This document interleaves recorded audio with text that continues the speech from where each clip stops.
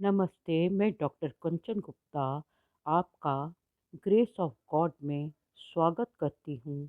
आज फिर मैं हनुमान जी की कृपा के अनुभव बताऊंगी। हमारे परिवार को बहुत घूमने फिरने का शौक था और हम तकरीबन पूरे भारत को देख चुके और अमेरिका, सिंगापुर इत्यादि के भी बहुत से शहरों को देख चुके हैं। मेरे पिताजी का एक शौक था बाई कार घूमना। वैसे तो ट्रेन्स, प्लेन्स सब सुलभ थे, उन पर भी जाते थे, परंतु बाई कार मेरे पिताजी ने अमेरिका के एक-एक शहर को बाई कार देखा और उस टूर में लॉस एंजलिस से न्यूयॉर्क इत्यादि होकर नए-नए शहर से होकर उन्होंने एक तरह से पूरा अमेरिका कवर किया, घूमा।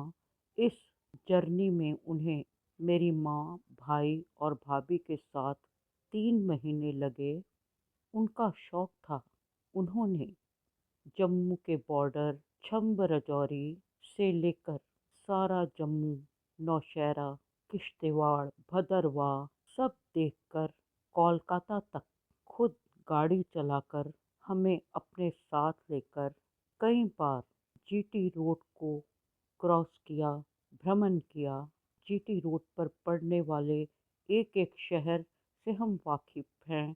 एक रोज़ मेरे पिताजी, मैं और मेरी 1 साल की बेटी ने सफ़र किया। रास्ते में चौपारण का जंगल आया जो कि दूर-दूर तक सुनसान था। ना कोई पीछे, ना कोई आगे, कई किलोमीटर तक अकेले, परंतु हमें डर नहीं लगा। ना हमने सोचा कि हम डर सकते हैं या कोई डकैतों का दल सामने आ सकता है। फिर हमने जब दोबारा जम्मू से कलकत्ता का सफ़र किया, तब मेरे 2 बच्चे छोटे थे। हमारे साथ हमारे पिताजी के फादर के एक बचपन के दोस्त थे। रास्ते में चलते-चलते हर शहर के बाहर चुंगी होती थी। हम सुबह 5 बजे शहर छोड़ते थे, फिर भी हमें रुके हुए ट्रक्स चुंगी पर जीटी रोड पर 2-2 घंटे इंतज़ार करना पड़ता था, जो कि बहुत हेक्टिक होता था। उस रात हम गया जी पहुँचे।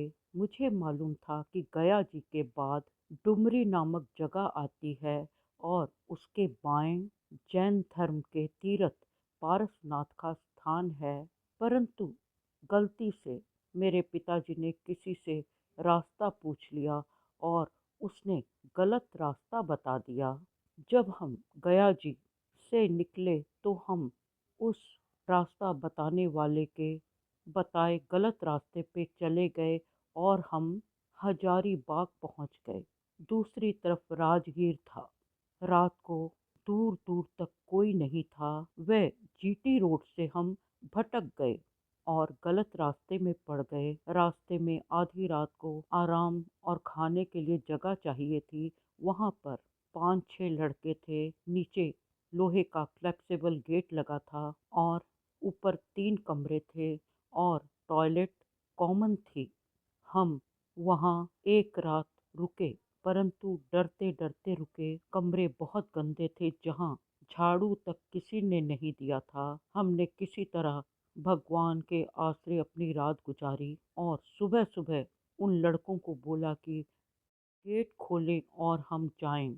उन्होंने खोल दिया। वे लड़के जवान थे, वे हमारा नुकसान भी कर सकते थे, परंतु ऐसे नहीं हुआ। जहाँ वह घर बना था या 3-4 कमरों का रात्रि निवास बना था, उसके दूर-दूर तक सिर्फ पहाड़ थे, कोडरमा के पहाड़।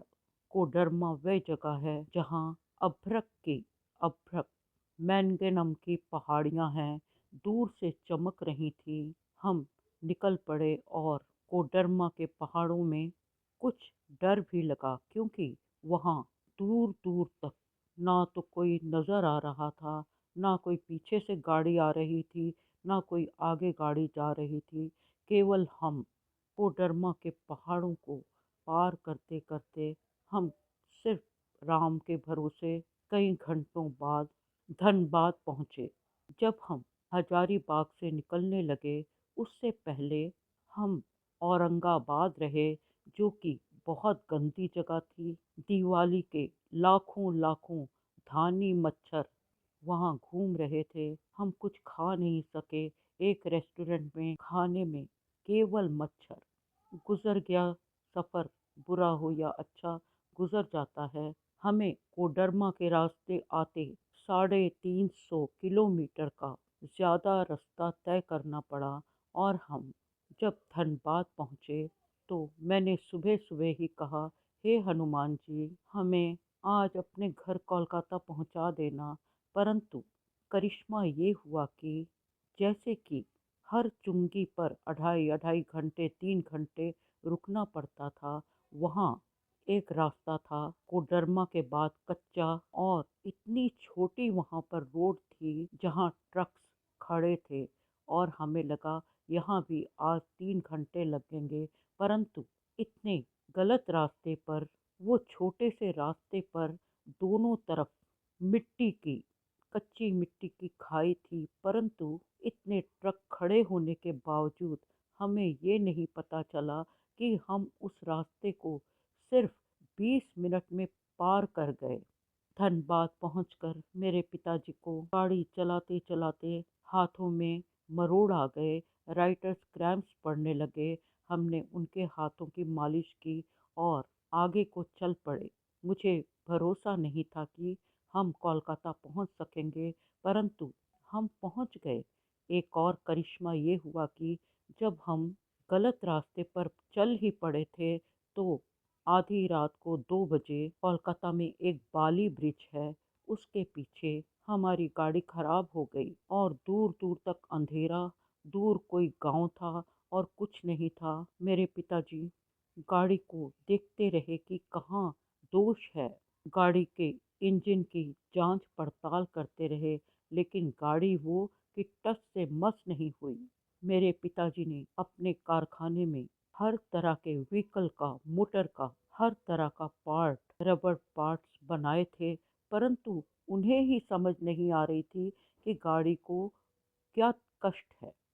हमने डर के मारे अपनी गाड़ी के दरवाजे, खिड़कियां लॉक करके रखी थीं। इतने में एक लड़का सामने आया और अंदर झांकने लगा और बंगला में कहने लगा, गाड़ीते बोनराव आचे, गाड़ीते बोनराव आचे। मतलब कि गाड़ी में बहन बैठती है। और देखिए, जहां हम इतना डर रहे थे, मेरे पिताजी ने तुरंत अपना शीशा उतारा और कहा कि गाड़ी खराब हो गई है। उस लड़के ने गाड़ी का इंजन खोला और जस्ट छुआ, उसके छूते ही गाड़ी स्टार्ट हो गई। मैंने पिताजी से कहा कि ये लड़का भगवान का दूत था, हनुमान जी ने भेजा था, या स्वयं हनुमान जी अपना भेष बदल के आए थे और हमने गाड़ी चलानी शुरू कर दी। रात 3 बजे जब हम अपने घर पहुंचे तो दूसरे दिन पिताजी ने अपने मोटर मैकेनिक को बुलाया और कहा कि गाड़ी की जांच करे। वे हैरान हो गया और कहने लगा कि बाबूजी, आपकी गाड़ी की तो ब्रेक फेल है। बाली बीच से हमारे घर आने में जो 60-70 किलोमीटर हमने काटे, वो बिना सही गाड़ी के कैसे कट गए। ब्रेक फेल होने के बावजूद गाड़ी गैरेज में आके खड़ी हुई और मालूम हुआ कि उसकी ब्रेक फेल हो चुकी थी। क्या ये हनुमान जी का करिश्मा नहीं? मेरे भगवान, राम के दूत हनुमान जी को मेरा बार बार बार बार धन्यवाद। मेरा रोम रोम उन्हें धन्यवाद देता है। कृपया आप ईश्वर पे विश्वास रखें, आपके साथ करिश्मे होंगे। मैंने हनुमान जी को धन्यवाद दिया कि मैंने तुम्हें सुबह प्रार्थना की थी कि आज घर पहुंचा देना, और तुमने इतने मुश्किल सफ़र को आसान कर दिया। मेरी इस वीडियो को देखने सुनने के लिए आप सबका धन्यवाद। धन्यवाद।